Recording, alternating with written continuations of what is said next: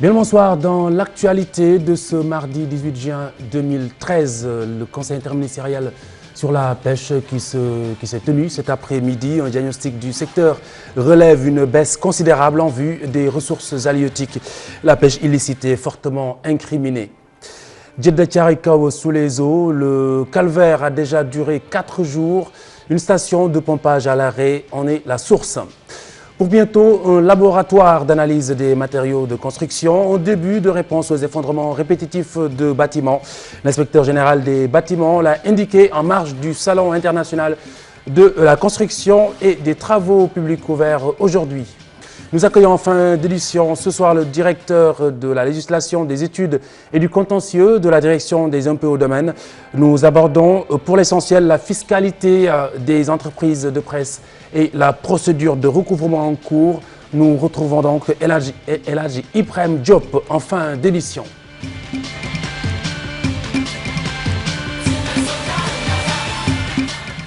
Vers une baisse considérable des ressources halieutiques. C'est le résultat du diagnostic du secteur à l'occasion du Conseil interministériel sur la pêche tenu cet après-midi. Pour l'essentiel, la pêche illicite en serait la principale cause. Le Sénégal, avec ses partenaires au développement et les acteurs de la pêche, ont planché sur les possibilités d'une gestion durable. Ibrahim Kane, bonsoir. Bonsoir Khalifa Diakhaté. Alors, est-ce qu'on peut revenir un peu sur l'essentiel de ce qui est ressorti de cette rencontre? Tout à fait, Khalifa. Vous l'avez dit à l'entame de votre propos. Aujourd'hui, on peut affirmer, sans risque de se tromper, que la pêche au Sénégal se porte mal, très mal d'ailleurs. Vous savez, la ressource devient de plus en plus rare. Aujourd'hui, en termes de chiffres, rien que la consommation, celle-ci était estimée par personne par année à 41 kg. Eh bien, elle est passée à 26 kg. Pour vous dire que aujourd'hui, il est très difficile de trouver du poisson dans nos eaux. Juste pour vous dire que il y a beaucoup de causes qui expliquent cela.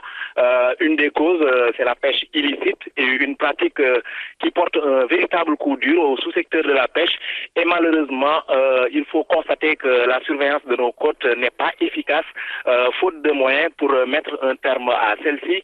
Et aujourd'hui, à l'issue de ce conseil interministériel, le gouvernement, les partenaires ainsi que les acteurs essaient d'harmoniser les moyens en vue de trouver un plan national de lutte contre la pêche illicite déclarée et non réglementée. À cela s'ajoute également la capture des alevins, une pratique à long terme qui participe à la raréfaction du produit, et cela pose véritable coup dur à l'économie nationale puisqu'elle affecte l'emploi et l'exportation aussi en pâtit, puisque juste en termes de chiffres, concernant le marché extérieur en 2011, il y a eu 147 905 tonnes exportées, et cela juste pour une valeur de 254 000 tonnes. Aujourd'hui, présentement, le débat se poursuit. On est en train de réfléchir pour donner des recommandations en vue de relever la pente. Juste pour vous dire que le Premier ministre qui a présidé cette rencontre, aujourd'hui, il propose que l'on se retrouve que l'on tourne vers l'agriculture, par exemple l'aquaculture, l'élevage de poissons, puisque le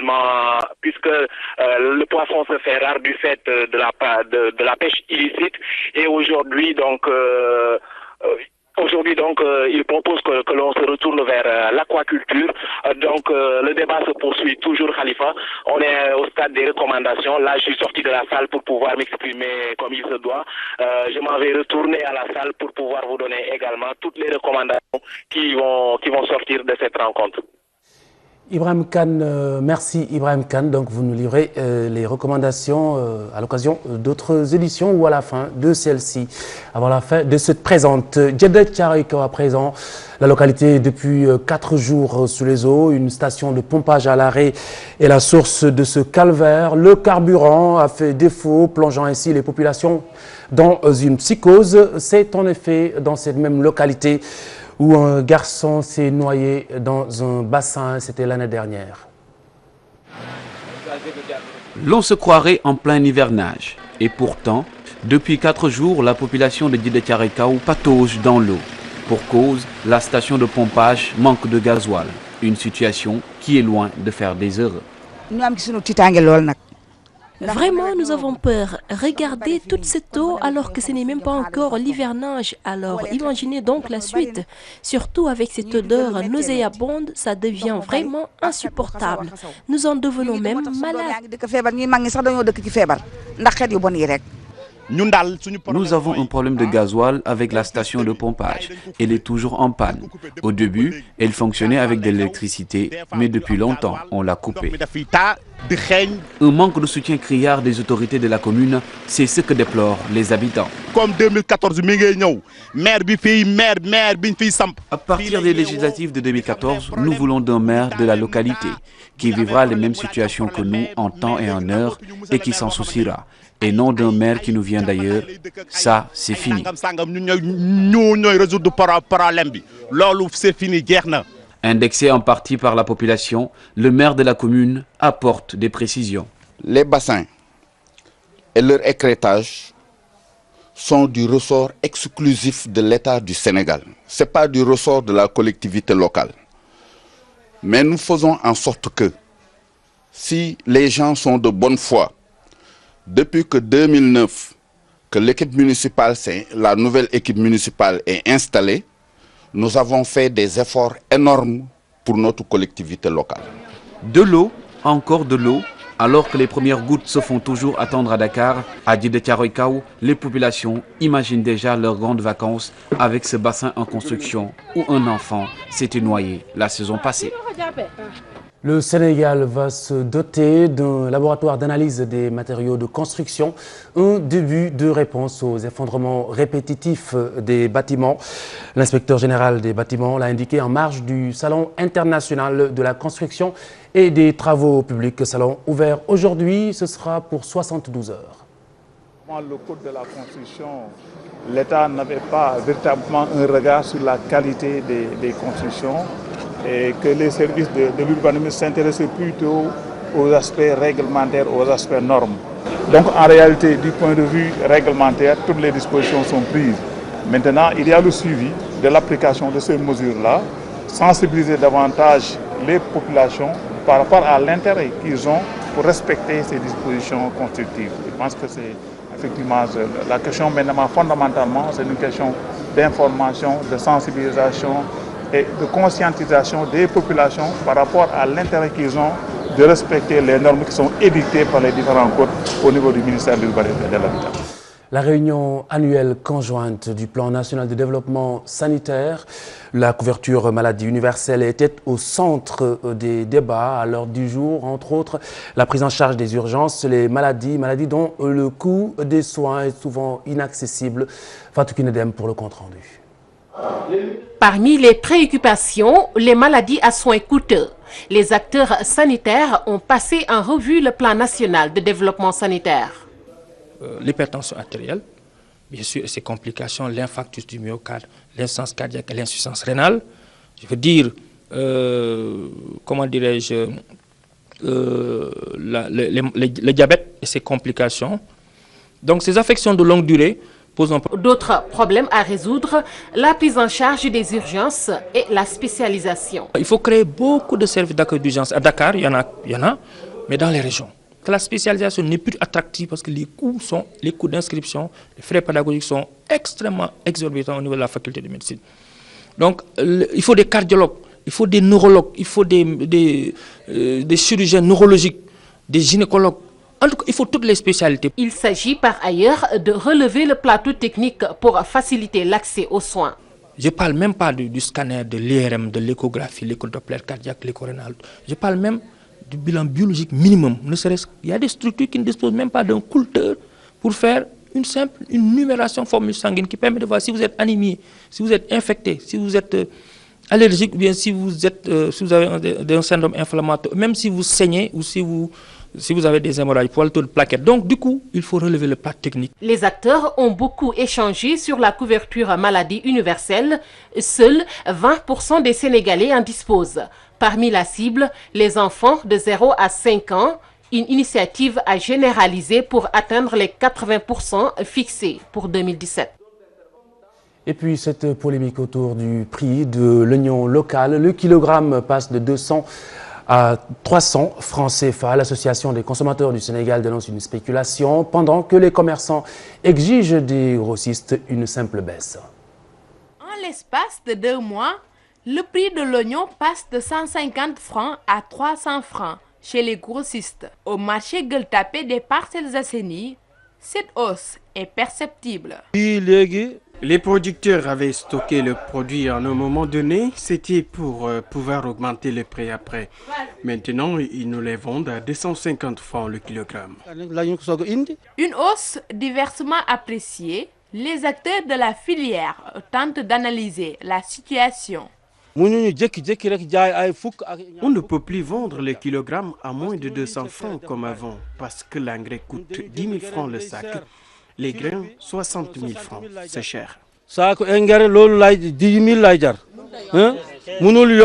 prix de l'oignon était fixé à 215 francs bord champ, c'est-à-dire à Potou. Les producteurs de Potou ont dit qu'ils vendent à 250 francs le kilo, ce qui n'est pas normal. Il était conseillé pour les consommateurs qu'ils achètent ça à 250 francs à la boutique. Maintenant, il est à 400 francs. C'est une hausse qui justifie par une spéculation, ce qu'on ne peut supporter. Maintenant, il faut trouver une solution. Nous demandons à ce que l'État fixe le prix, comme il le fixe pour les denrées de première nécessité. Chez les consommateurs, le vœu est unique, une baisse immédiate du prix de l'oignon. L'oignon local est coûteux actuellement. Cela ne nous arrange pas, nous vendeurs de petits déjeuners. Et c'est pareil pour les ménagères. Spéculation ou pas, l'ASCOSEN, Association des consommateurs du Sénégal, demande à l'État de réagir. En attendant une mesure salutaire, les consommateurs devront faire face aux réalités du marché. Alors, à la racine, les producteurs soulignent ne jamais avoir appliqué une hausse. Ils disent ne jamais avoir vendu le kilo, en gros, au-delà de 250 francs CFA. Potou, donc, qui rassure, le stock est suffisant pour approvisionner tout le marché sénégalais. Donc, pas de risque de pénurie. Qui plus est, des camions ont quitté la zone pour différentes destinations à travers le Sénégal. Des charrettes chargées de sacs d'oignons qui s'acheminent vers la décharge principale de Potou où se trouve un stock important d'oignons. Des camions en stationnement qui sont en train d'être chargés pour approvisionner les marchés du pays. Une situation qui prouve, selon les producteurs, qu'il n'y aura pas de pénurie d'oignons au Sénégal.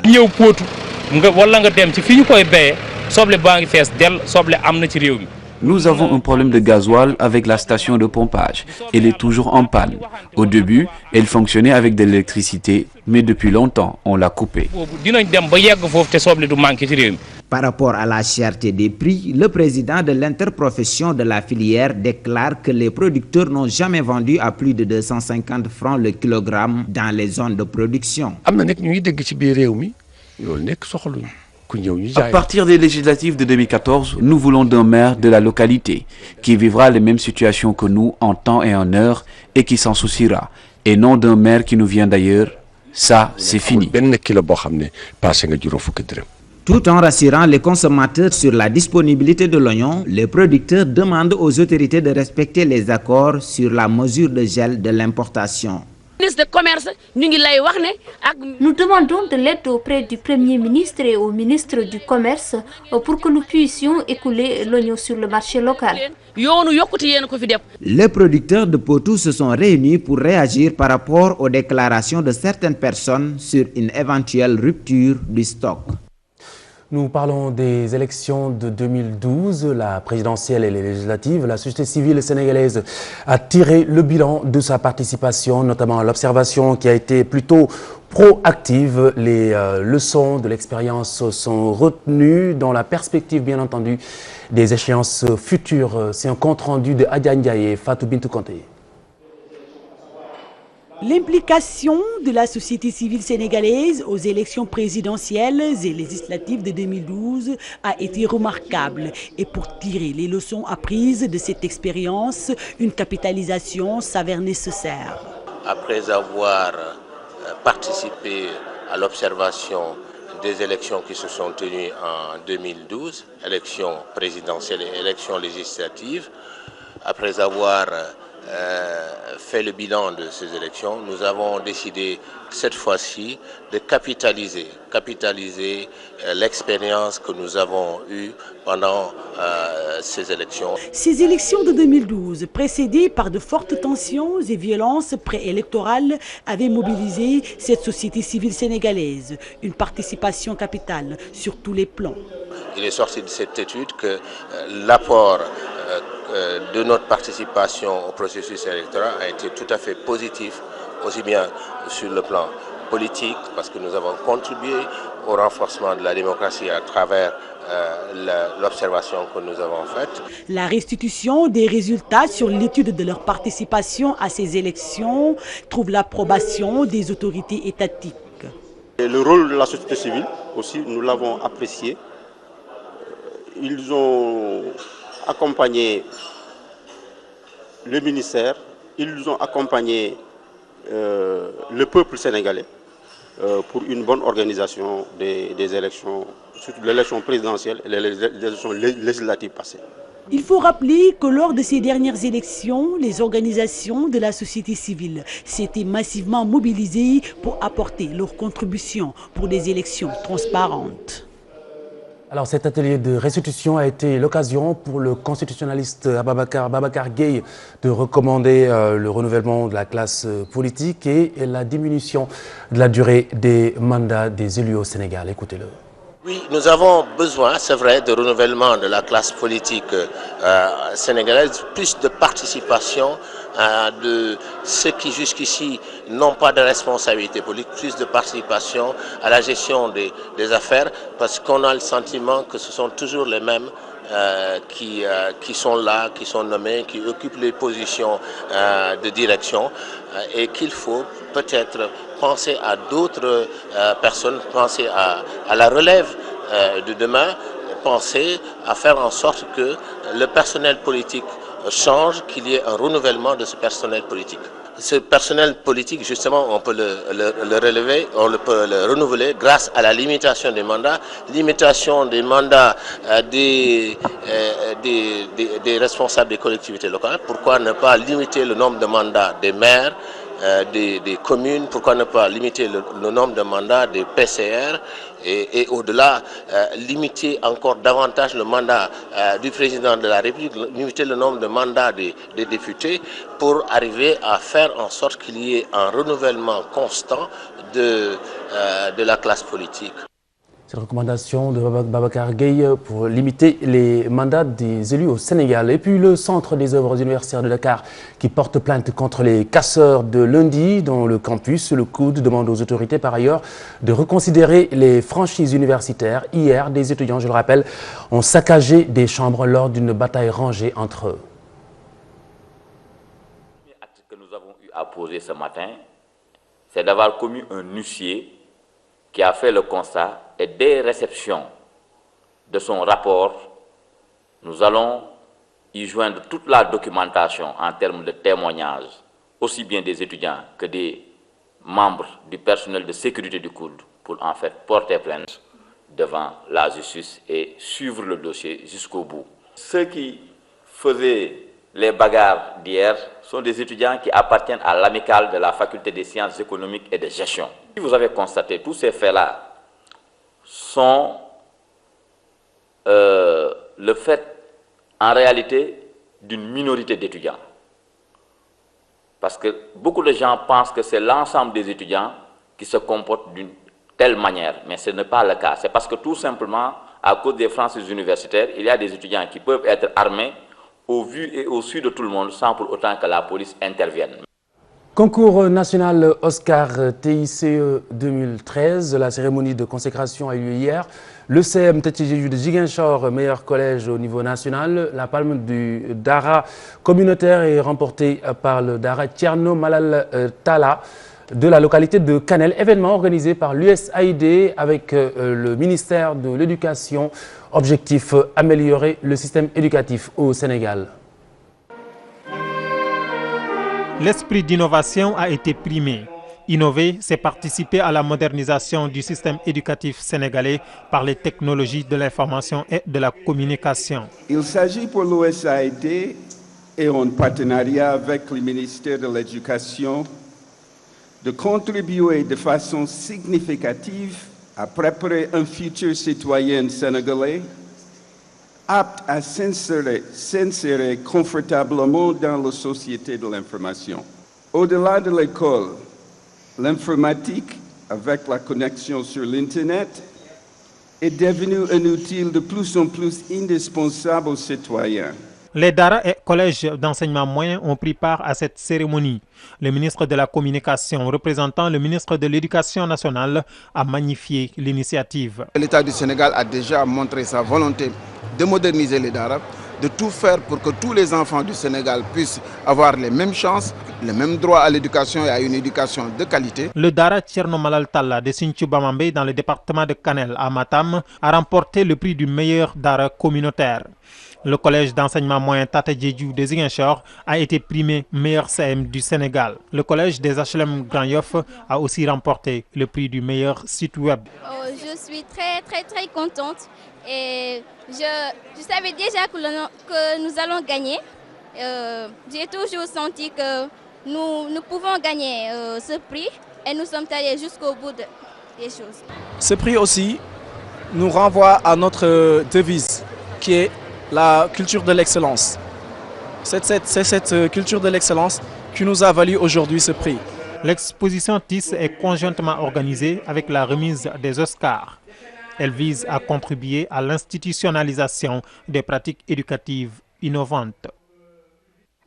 Et puis ce communiqué du groupe Futur Média avant la page des sports, dans les articles parus dans un quotidien et site en ligne soutenant que le ministre Youssou N'Dour allait se livrer à des activités lucratives en se produisant le 21 juin à l'occasion de la fête de la musique. Ce n'est que pure affabulation de la part de ses auteurs.